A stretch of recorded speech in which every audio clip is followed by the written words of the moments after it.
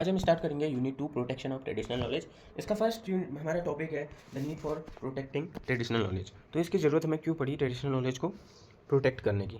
तो सबसे पहले जो ट्रेडिशनल नॉलेज है ये हमारे लिए एक वैल्यूएबल एसेट है पूरी इंडिया के लिए, क्योंकि और अभी के टाइम पे लार्जली अनडॉक्यूमेंटेड है या फिर कम्युनिटी ओन्ड है जो कि फ्री में इधर उधर बांटते रहते हैं ये वाली नॉलेज को, जिससे कि हमारे जो फॉरेनर्स होते हैं वो इसको ईजिली मिसयूज़ कर सकते हैं या फिर हम इसका एक्सेस लूज़ कर सकते हैं। तो इसके जो प्रोटेक्शन है वो क्यों ज़रूरी है, इसके हमारे कुछ 6-7 यहाँ पे पॉइंट हैं। सबसे फर्स्ट है हमारा टू प्रिवेंट बायोपायरेसी और मिस अप्रोप्रिएशन। सिंपल बात है, अगर कोई जैसे तुम्हारी दादी का कुछ नुस्खा है कि तुम्हारे चोट लगी, तुमने हल्दी लगा ली। अब फ़ॉरेन से कोई इंसान आता है, उसने देखा कि हल्दी से ठीक हो रहा है, वो इस नुस्खे को लेकर चले गया अपने फ़ॉरेन में। वहाँ उसने कुछ कंपनी को ये दिया, उनने इसमें पेटेंट ले लिया और फिर इंडिया को ही हल्दी यूज़ करने के लिए रॉयल्टी मांगने लग गए। तो ये हमारी बायोपायरेसी है। इसका रियल लाइफ एग्जांपल है एक टर्मेरिक हल्दी केस, जो कि हल्दी वाला है अभी एग्जांपल दिया था वही है। 1995 में एक अमेरिकन कंपनी ने पेटेंट फाइल किया कि हल्दी जो है वो वुंड को हील करती है। ये हमारी डिस्कवरी है, वो उनने पेटेंट में लिखा। फिर इंडिया ने उन्हें चैलेंज किया कि ये तो हमारे संस्कृत टेक्स्ट में ऑलरेडी 3000 साल पहले ही डिस्कवर हो गया है और उसमें हल्दी का यूज़ केस लिखा है कि ये वुंड को हील करता है। तो हमारे पास डॉक्यूमेंटेशन थी, इसीलिए हम ये केस जीत गए, नहीं तो आज हमें हल्दी यूज़ करने के लिए भी अमेरिकन कंपनी को रॉयल्टी देनी पड़ती। एक और सिमिलर केस हुआ था नीम के रिगार्डिंग। यूरोपियन कंपनी ने लिखा था कि नीम के पास एक फंगिसाइड प्रॉपर्टी है जिस पे उनने पेटेंट ले लिया था। फिर इंडिया और अफ्रीकन कंट्री ने उन्हें चैलेंज किया और इवेंचुअली केस तो जीत गए, बस 6 महीने लगे और बहुत सारे करोड़ों में रुपए लगे थे, क्योंकि वो नीम का शायद डॉक्यूमेंटेशन नहीं था। इसीलिए सबसे पहले प्रोटेक्ट करो, लड़ाई करना बाद में। फिर सेकंड हमारा आता है to ensure fair and equitable benefit sharing, और एबीएस मतलब access and benefit sharing. Simple बात है, अगर कोई हमारी नॉलेज यूज़ करके उसकी कंपनी बढ़ रही है या फिर कमा रही है तो हमें भी शेयर मिलना चाहिए। जैसे एक कम्युनिटी ने डिस्कवर किया कि नीम के फंगिसाइड वो है, प्रॉपर्टी है, तो अब कोई कंपनी अगर यूज़ करके उससे करोड़ों कमा रही है तो हमारी जो कम्युनिटी जिसने डिस्कवर किया है तो उन्हें भी उसका थोड़ा बेनिफिट शेयर होना चाहिए, क्योंकि कंपनी तो प्रॉफिट लास्ट में ले ही जाती है, बट जो कम्युनिटी जिनने डिस्कवर किया है वो भूखी रहती है। इसका एक रियल लाइफ एग्जांपल है बासमती राइस। इंडियन फार्मर 500 साल पहले से बासमती उगा रहे हैं। अगर कोई फॉरेन कंट्री बासमती नाम से प्रोडक्ट बेचना चाहे बिना इंडियन फार्मर को क्रेडिट दिए तो ये अनफेयर होगा, जिसे कि अभी जीआई टैग ने प्रोटेक्ट किया है, इसलिए बचे हुए हैं। थर्ड हमारा होता है to prevent cultural identity. Simple बात, ट्रेडिशनल नॉलेज सिर्फ नॉलेज नहीं है, ये एक आइडेंटिटी है। अगर ट्रेडिशनल नॉलेज खत्म हुआ तो जो लैंग्वेज है, फेस्टिवल है, वैल्यूज़ है और जो कम्युनिटी का एग्जिस्टेंट है ओवरऑल, वही खत्म हो जाएगा। जैसे जो हमारे इसका रियल लाइफ एग्जांपल होता है, जैसे क्लासिकल डांस फॉर्म होते हैं, भरतनाट्यम, कथक, ओडिसी, ये जो क्लासिकल डांस फॉर्म है ये सिर्फ डांस नहीं है, ये इनमें एंशियंट स्टोरीज, कोई वैल्यू या फिर फिलोसॉफी इनकोडेड है। मतलब ये डांस से कुछ अपनी एंशियंट स्टोरी शो करते हैं। अगर हम इसे प्रोटेक्ट नहीं करेंगे अच्छे से, और ये कॉमर्शलाइज हो गया ये डांस का जो वो है, एक फॉर्म है, तो हमारी बॉडी तो मूव करेगी ये डांस स्टेप में, बट इसका कुछ मीनिंग नहीं रहेगा।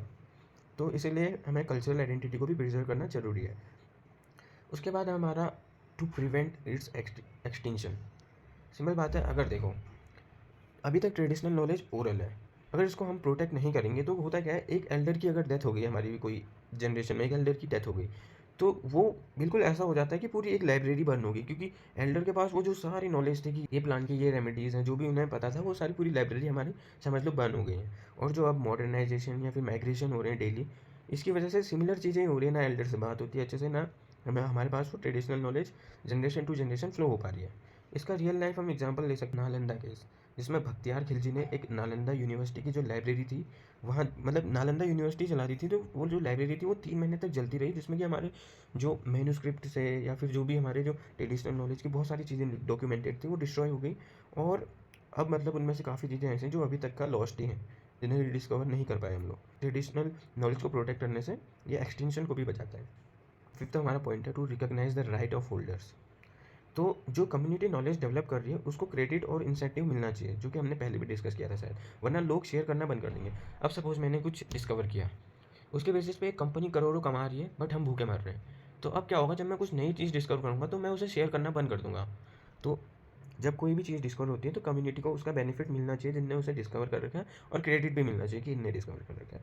इसका हम एग्जाम्पल ले सकते हैं इरूला ट्राइब। तो तमिलनाडु के जो एक यूरोबा ट्राइब थे, जिन्होंने सेंचुरी से सांप पकड़ने और उनका वेनम जो एक्सट्रैक्ट करने का यूनिक नॉलेज था। जब गवर्नमेंट ने स्नेक कैचिंग बंद कर दी, मतलब बैन कर दिया था गवर्नमेंट ने एक बार स्नेक कैचिंग को, तब वो पूरी ट्राइब बर्बाद हो गई थी। फिर यूरोला स्नो कैचर्स ने एक वो बनाए, अपने कम्युनिटी टाइप कोऑपरेटिव बनाए, जिसमें कि ट्राइब को ऑफिशियली रिकॉग्नाइज किया गया, उन्हें वेनम एक्सट्रैक्शन का एक्सक्लूसिव राइट दिया गया कि ये कर सकते हैं करके। और आज ये कोऑपरेटिव जो भी बनी थी वो कम्युनिटी, वो world class anti venom produce करती है, और रिकॉग्नाइजेशन नहीं होना, ये नॉलेज और कम्युनिटी दोनों बचाए हमारे। तो उसके बाद है to conserve biodiversity. Traditional knowledge और बायोडाइवर्सिटी एक दूसरे के बिना सर्वाइव नहीं कर सकती। ट्रेडिशनल नॉलेज प्रोटेक्ट करो तो नेचर प्रोटेक्ट होगी, नेचर प्रोटेक्ट होगी तो ट्रेडिशनल नॉलेज सर्वाइव करेगी। इसका हमारा एक रियल लाइफ एग्जांपल है सेक्रेड ग्रूव्स, जो कि होती हैं इंडिया में। जैसे 1 लाख से भी ज़्यादा सेक्रेड ग्रूव्स हैं। सेक्रेड ग्रूव्स वो होते हैं, फॉरेस्ट होते हैं, जो कि ट्राइबल कम्युनिटीज़ ने सेंचुरी से प्रोटेक्ट कर रखे हैं, क्योंकि उनका मानना है कि वहाँ देवता रहते हैं। ये एक रिलीजियस बिलीफ है, तो जिसकी वजह से हमारी मतलब बायोडाइवर्सिटी भी कंजर्व्ड रहती है। जब तक ट्रेडिशनल नॉलेज का रिस्पेक्ट खत्म होगी तो ग्रुप भी खत्म हो जाएगी, या फिर स्पीसीज भी खत्म हो जाएंगी, तो हमारी बायोडाइवर्सिटी भी ऑटोमेटिकली खत्म हो जाएगी। तो इसे प्रिजर्व करके रखना जरूरी है।